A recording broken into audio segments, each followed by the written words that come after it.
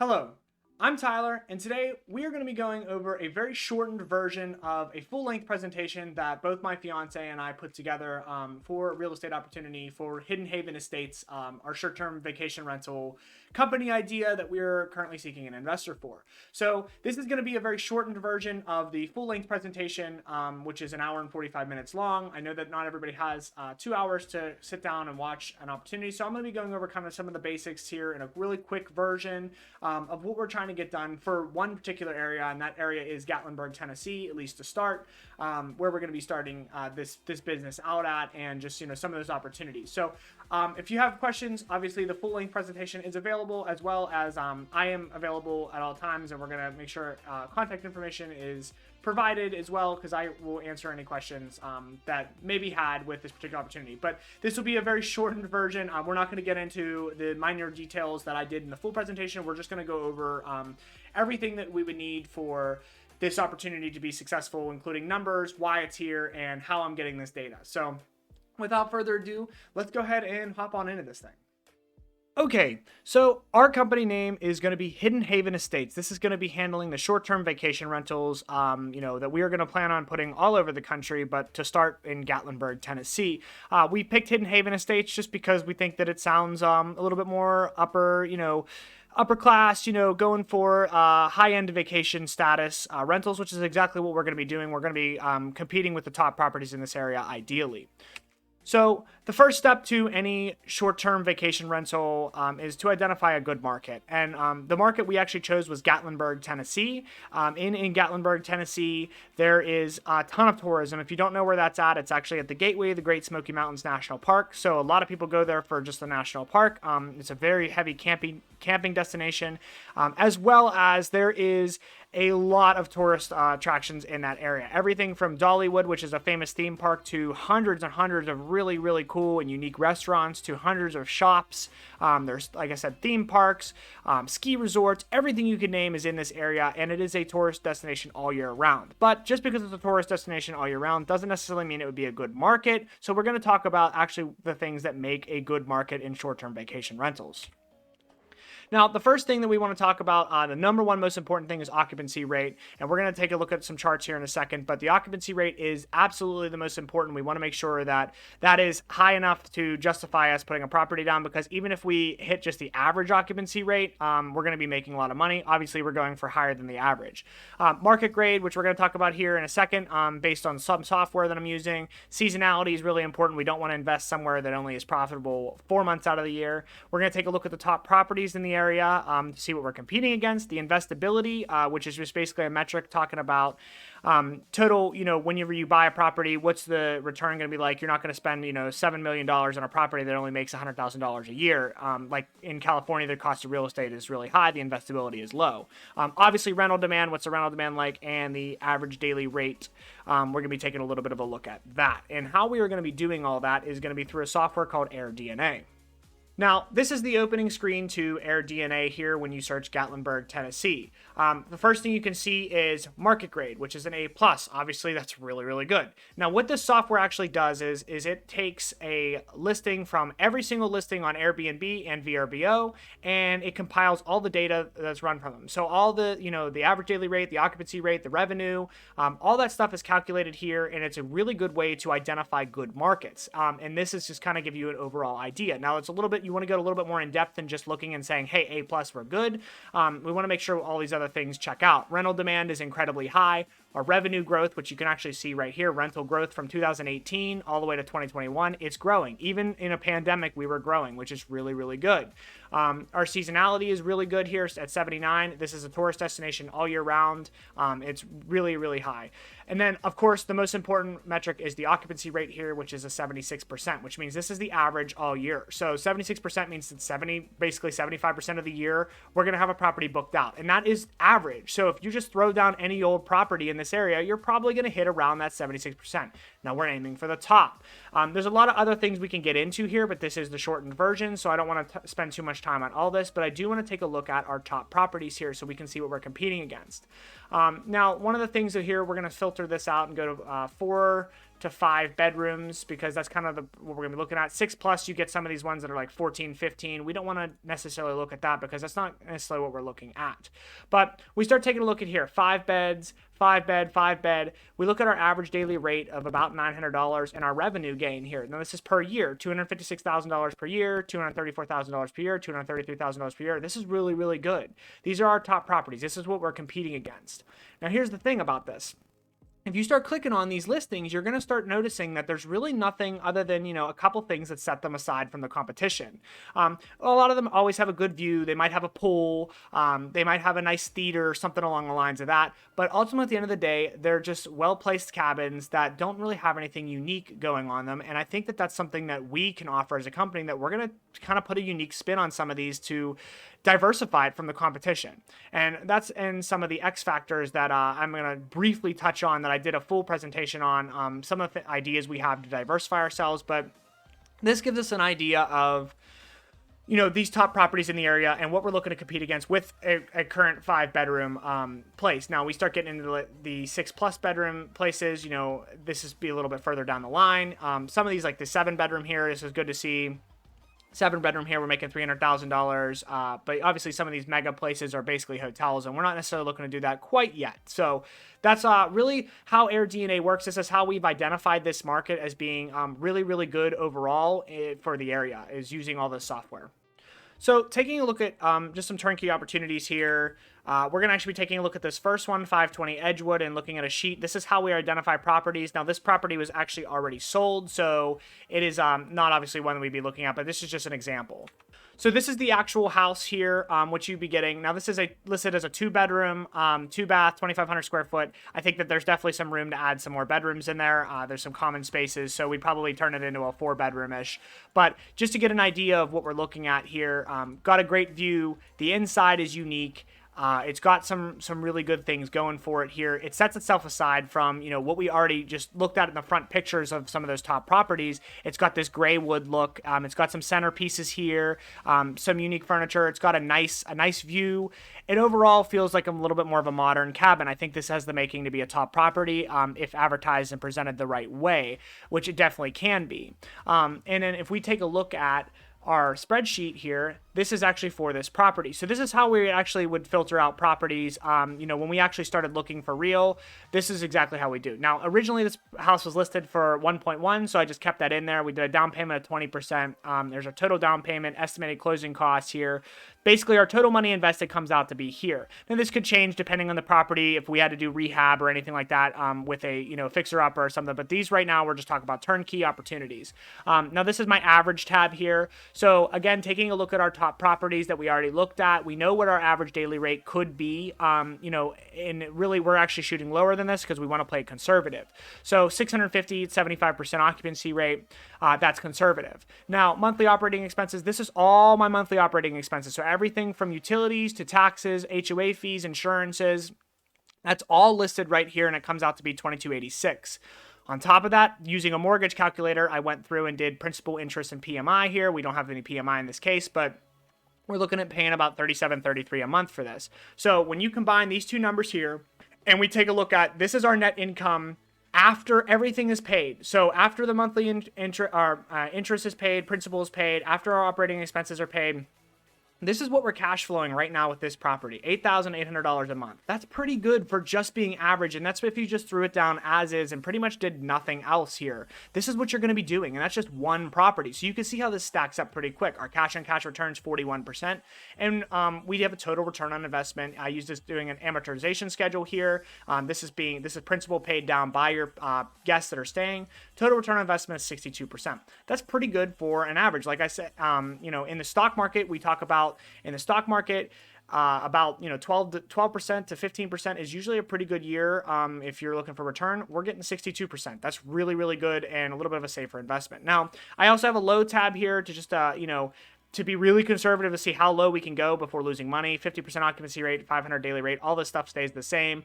We're still net cash flowing here, and this would never happen with a property like this. But really, we're shooting for the high end here. And we already saw properties with 1,000, average daily rate, and we're still playing conservative at 800 at an 85% occupancy rate, which is definitely achievable here.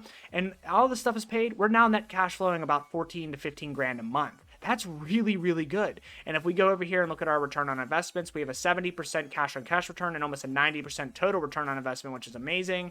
In this case, our payback period from our initial investment in year 2, we've actually profited almost 95 grand. So really, really good. This is how we're filtering out properties using a spreadsheet just like this. Any property that we would be looking at, we'd be going in here, putting in the purchase price, all this stuff here, and looking at what our investment opportunity is through using this data right here. This is how we are able to calculate these things and really be able to put together a pretty accurate spreadsheet.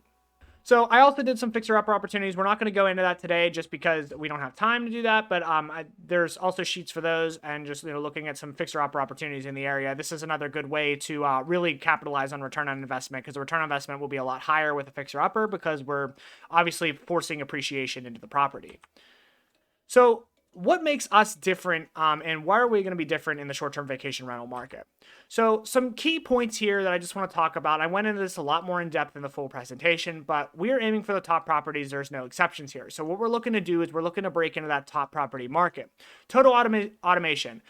We are going to be handling everything when it comes to being the rental property manager. So we're not going to have to worry about our management company, which typically could take up to 35% profits. We're going to be doing that. So I'm going to be handling the automation, the listing, daily price changing, automated check-in, check-out, scheduling cleaners, scheduling repairs if need be. That's all going to be handled by us. I have a good extensive software that I'm going to be, utilizing to do so with that respect. So I'm going to be handling that with communications with guests.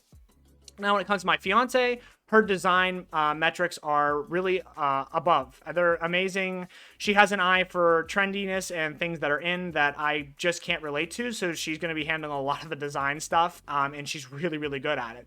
So we have some ideas that top properties in this location aren't offering. With the right property and the right design choices, it's going to be extremely likely our properties are going to be on top. Some of the ideas we have are definitely going to sell us to drive the occupancy really up, even beyond 85-90%. And we're going to talk about, just to briefly talk a little bit about that here coming up.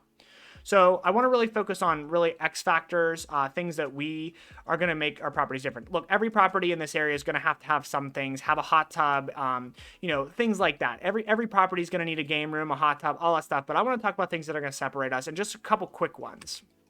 So first thing first, we got to think about what actually sells a Airbnb. Like, what's going to make somebody click on your listing and immediately go, you know what, I want to stay at that place. One, pictures are super important, but in order to have pictures, we have to have something unique about the property. So we have to think like the consumer. What does the consumer want?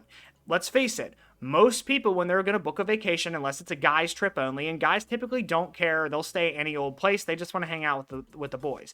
Most people, when they go on vacation, they consult in their female counterparts to do so. So we have to think kind of in the terms of what women are looking for. So things that women really like.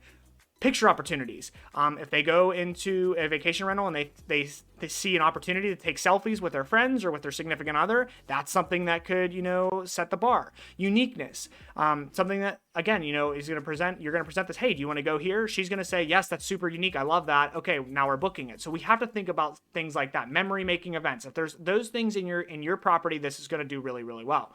So some of these X factors, could be murals. Taking pictures in front of murals is a big, big deal. Unique total properties. This is something a little bit more down the line, but, actually the idea of like having a property themed around, one certain thing. So like maybe having like a cabin, an all white cabin that's bachelorette party, with neon signs and stuff. That's stuff that could really, really promote, X factorness.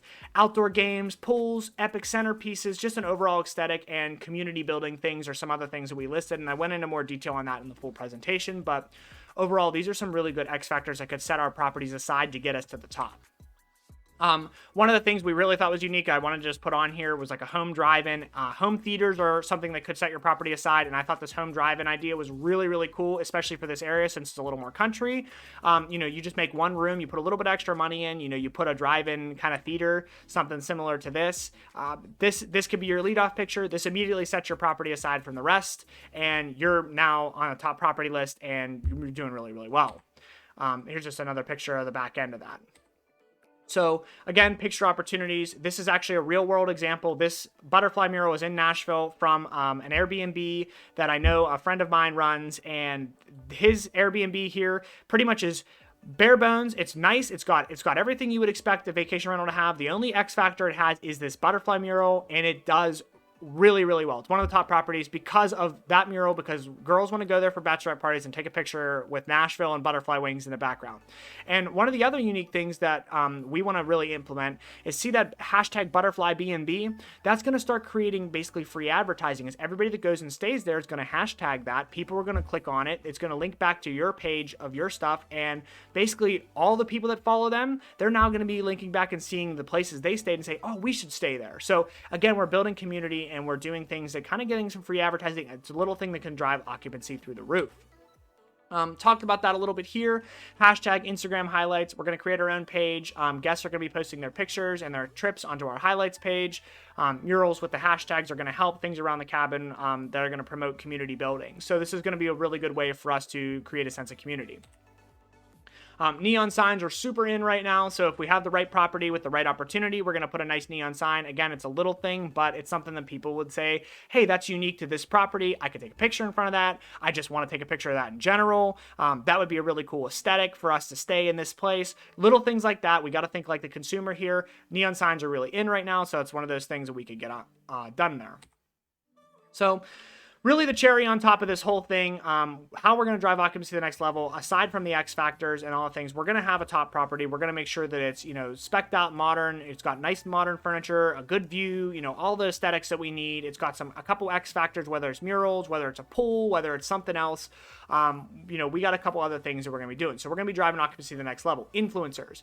I actually am on YouTube. I have a YouTube channel with 7,000 subscribers for something else other than this. So I understand how influencers work. So I'm going to be reaching out to a lot of travel influencers to, get them to stay at our place and post reviews. Reviews sell. That's how it works. Reviews sell on Airbnb, on VRBO. If you have good reviews, you're a super host. You're immediately listed at the top. You're going to do really, really well. So getting good reviews is really important, and influencers can really help that.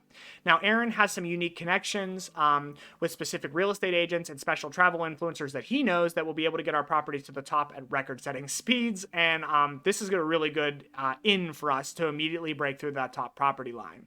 And then through our community building that we're going to be doing, a lot of our guests are going to be advertising their own stays on their own media platforms, which is, again, going to help people come back to our page, which is going to land them on our Airbnb page, our VRBO page, and they're going to be booking our properties.